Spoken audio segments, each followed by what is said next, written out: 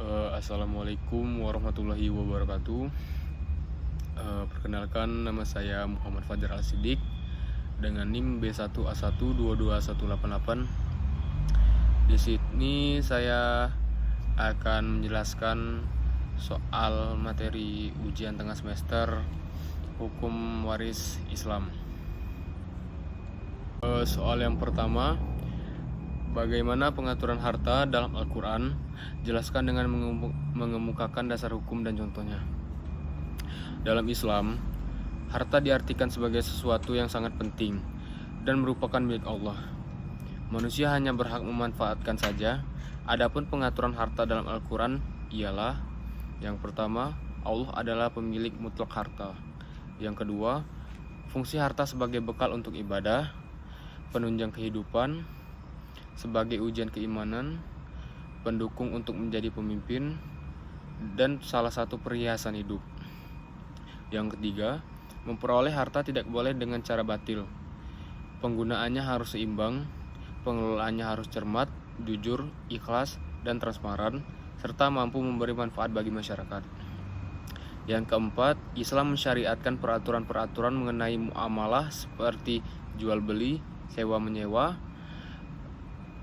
gadai menggadai, dan sebagainya, serta melarang penipuan, riba, dan mewajibkan kepada orang yang merusak barang orang lain untuk membayarnya, harta yang dirusak oleh anak-anak yang di bawah pertanggungannya, bahkan yang dirusak oleh binatang peliharaannya sekalipun. Yang kelima, kekayaan juga merupakan amanah dari Allah Subhanahu wa Ta'ala yang harusnya dijaga dengan sebaik-baiknya.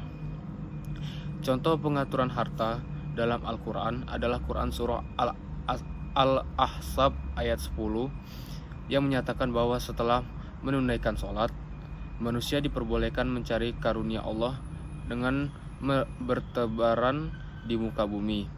Selain itu, Quran Surah Al-Kahfi ayat 46 menyatakan bahwa harta dan anak-anak adalah perhiasan kehidupan dunia, tetapi amalan-amalan yang kekal lagi solih adalah lebih baik pahalanya di sisi Tuhan. Soal yang kedua, mengapa ajaran Islam dikatakan universal? Jelaskanlah dengan mengemukakan contohnya. Ajaran Islam dikatakan universal karena ia tidak membatasi pemberlakuannya pada tempat dan waktu tertentu, sehingga sesuai untuk semua golongan manusia. Beberapa contoh yang menunjukkan sifat universal ajaran Islam adalah: tidak membedakan warna kulit, bahasa, bangsa, pakaian, dan derajat. Inti ajaran Islam bukanlah terletak pada kesukuan atau leluhur, melainkan keesaan Allah Subhanahu wa Ta'ala. Karakteristik dan kualitas dasar-dasar Islam atau ajaran Islam mengandung nilai-nilai universal, antara lain berkaitan dengan tauhid, etika, dan moral, bentuk dan sistem pemerintahan, sosial politik, dan ekonomi, partisipasi demokrasi atau musyawarah, keadilan sosial, perdamaian, pendidikan, dan intelektualisme, etika kerja, lingkungan hidup, dan sebagainya. Keselamatan, ketaatan, atau ketundukan kepada Allah Subhanahu wa Ta'ala. Atau kandungan kata Islam adalah keselamatan, ketaatan, atau ketundukan Allah Subhanahu wa Ta'ala.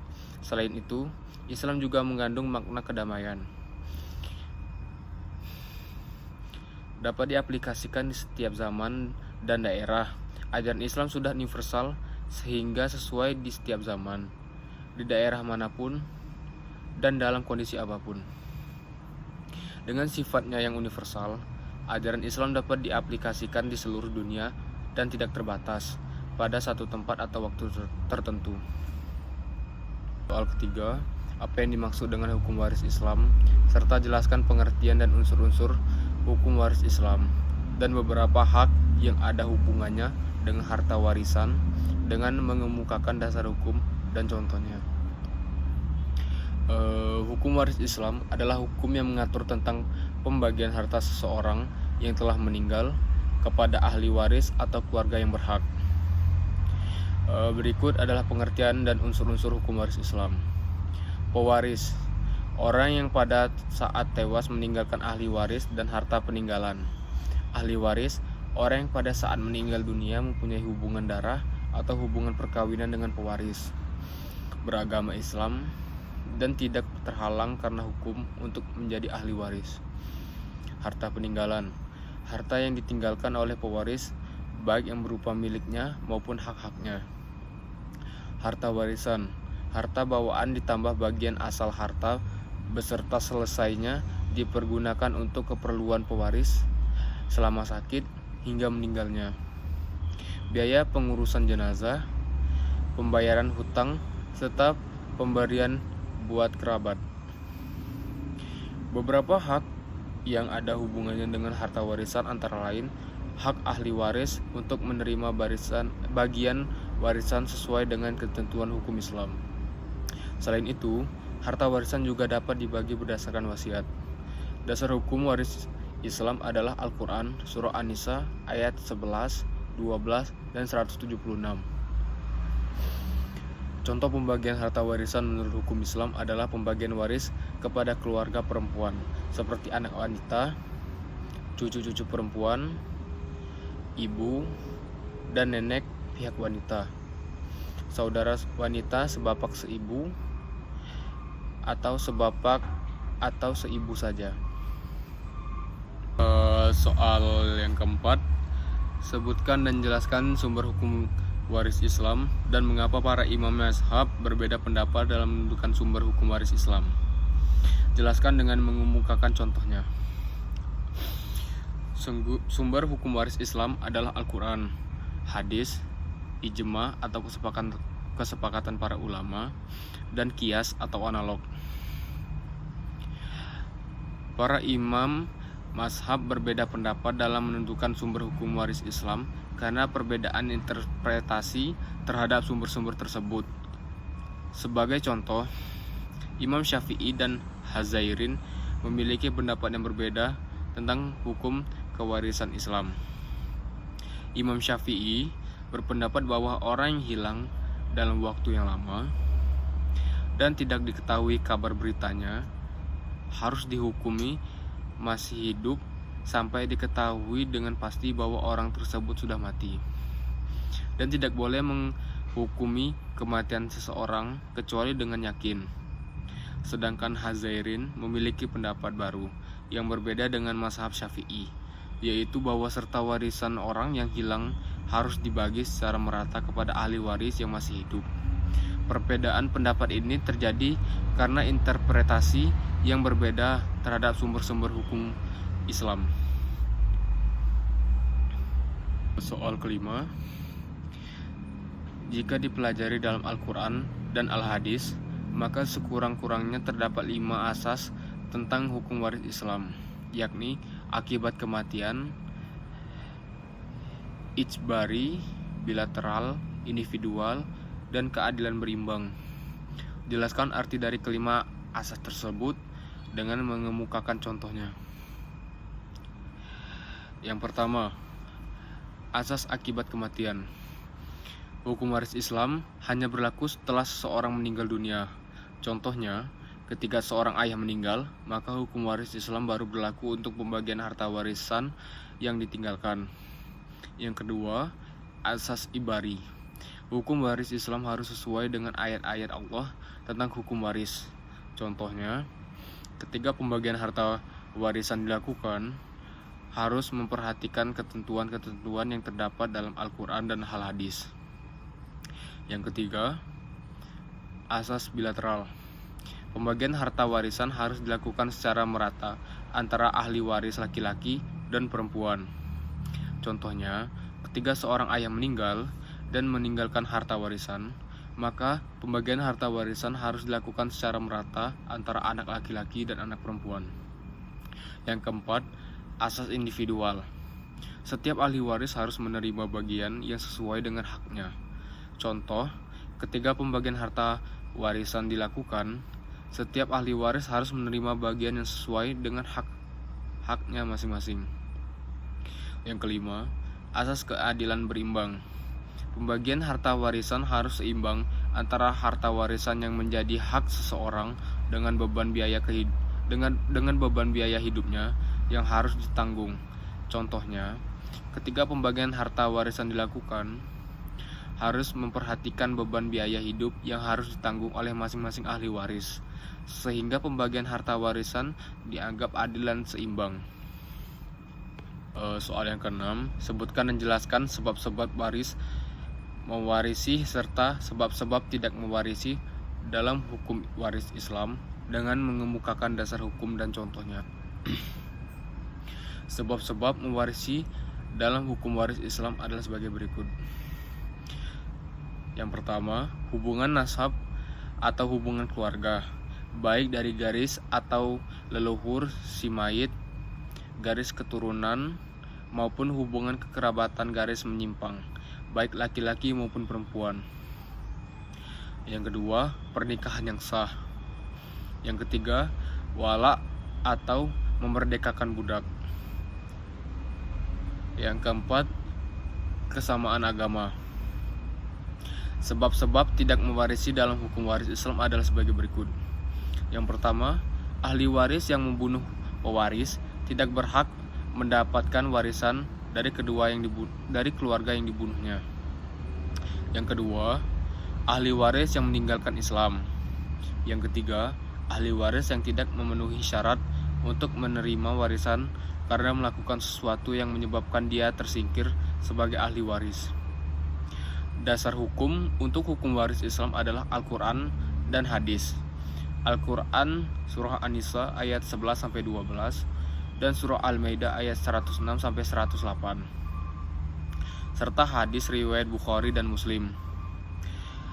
Contoh dari sebab mewarisi adalah ketika seseorang memerdekakan hamba sahaya, maka seorang tersebut berhak mendapatkan warisan dari hamba sahaya tersebut ketika ia meninggal dunia. Contoh dari sebab-sebab tidak mewarisi adalah ketika ahli waris meninggalkan Islam, maka tidak berhak menerima warisan. Soal yang ketujuh, mengapa laki-laki memiliki hak 2 kali lipat daripada hak perempuan dalam hukum waris Islam? Jelaskan dengan mengemukakan dasar hukum dan contohnya. Dalam hukum waris Islam, laki-laki memiliki hak 2 kali lipat daripada hak perempuan. Hal ini didasarkan pada asas dualitas dan asas keadilan dalam Islam. Asas dualitas mengatur bahwa laki-laki dan perempuan memiliki peran dan tanggung jawab yang berbeda dalam kehidupan. Sehingga dalam pembagian harta warisan, laki-laki dan perempuan diberikan hak yang berbeda. Asas keadilan mengatur bahwa pembagian harta warisan harus dilakukan secara adil dan merata. Sehingga, meskipun laki-laki diberikan hak yang lebih besar, pembagian harta warisan harus tetap adil dan merata. Dasar hukumnya terdapat dalam Al-Quran surah An-Nisa ayat 11-12 yang menyatakan bahwa bagian laki-laki mendapatkan 2 kali lipat dari perempuan dalam pembagian harta warisan. Contohnya dalam pembagian harta waris dalam hukum waris Islam, yaitu yang pertama, jika pewaris meninggal dalam keadaan masih memiliki orang tua, maka harta warisan dibagi menjadi 3 bagian. 2 bagian untuk ahli waris laki-laki dan 1 bagian untuk ahli waris perempuan. Yang kedua, jika pewaris meninggal dalam keadaan tidak memiliki orang tua, maka harta warisan dibagi menjadi 6 bagian. 2 bagian untuk ahli waris laki-laki dan 1 bagian untuk ahli waris perempuan. Bagian ahli waris perempuan akan dibagi lagi menjadi 2 bagian, sehingga total pembagian menjadi 3 bagian untuk ahli waris laki-laki dan 3 bagian untuk ahli waris perempuan. Soal ke-8, ahli waris dalam hukum waris Islam dapat dikelompokkan ke dalam kelompok ahli waris zawil furud, asobah, dan ahli waris mengganti atau mawali. Jelaskan apa yang dimaksud dengan kelompok ahli waris zawil furud tersebut dan bagaimana perbedaan antara kelompok ahli waris zawil furud dengan asobah serta ahli waris mengganti. Jelaskan dengan mengemukakan contohnya. Kelompok ahli waris zawil furud adalah kelompok ahli waris yang mendapatkan bagian waris secara langsung tanpa adanya ahli waris yang lebih tinggi derajatnya. Kelompok ini terdiri dari suami, istri, anak, dan cucu. Contohnya, jika seseorang meninggal dan meninggalkan suami atau istri, maka suami atau istri tersebut akan menjadi ahli waris zawil furud dan mendapatkan bagian waris secara langsung tanpa adanya ahli waris yang lebih tinggi derajatnya. Perbedaan antara kelompok ahli waris zawil furud dengan asobah serta ahli waris pengganti adalah sebagai berikut. Kelompok ahli waris asobah adalah kelompok ahli waris yang mendapatkan bagian waris jika tidak ada ahli waris zawil furud. Kelompok ini terdiri dari bapak, ibu, kakek, nenek, saudara kandung, dan saudara seayah seibu. Ahli waris pengganti adalah orang yang sejak semula bukan ahli waris tetap karena keadaan tertentu ia menjadi ahli waris dan menerima warisan dalam status sebagai ahli waris. Kelompok ini terdiri dari orang yang digantikan oleh ahli waris pengganti, seperti anak dari ahli waris yang meninggal lebih dahulu daripada pewaris. Perbedaan lainnya adalah bahwa kelompok ahli waris zawil furud mendapatkan bagian waris secara langsung tanpa adanya ahli waris yang lebih tinggi derajatnya. Sedangkan kelompok ahli waris asobah dan ahli waris pengganti mendapatkan bagian waris jika tidak ada waris yang lebih tinggi derajatnya. Soal yang ke-9. Apa yang dimaksud dengan hijab atau penghalang dalam hukum waris Islam? Serta jelaskan macam-macam hijab dalam hukum waris Islam dengan mengemukakan dasar hukum dan contohnya. Hijab dalam hukum waris Islam adalah penghalang bagi ahli waris untuk mendapatkan hak warisan karena unsur prioritas atau alasan lainnya. Berikut adalah macam-macam hijab dalam hukum waris Islam beserta dasar hukumnya. Yang pertama, al-hajj bil wasfi. Orang yang terkena hijab ini terhalang dari mendapatkan hak waris secara penuh. Hijab ini terbagi menjadi dua, yaitu hijab hirman, penghalang yang menggugurkan seluruh hak waris seseorang. Ahli waris pengganti, status cucu-cucu yang ayahnya terlebih dahulu meninggal daripada kakek yang bakal diwarisi bersama-sama dengan saudara-saudara ayahnya. Yang kedua, al-hajj bi asyi syaksi. Gugurnya hak waris seseorang dikarenakan ada orang lain yang lebih berhak untuk menerimanya.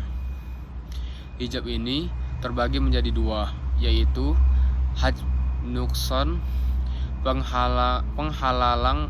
penghalangan terhadap hak waris seseorang untuk mendapatkan bagian yang terbanyak.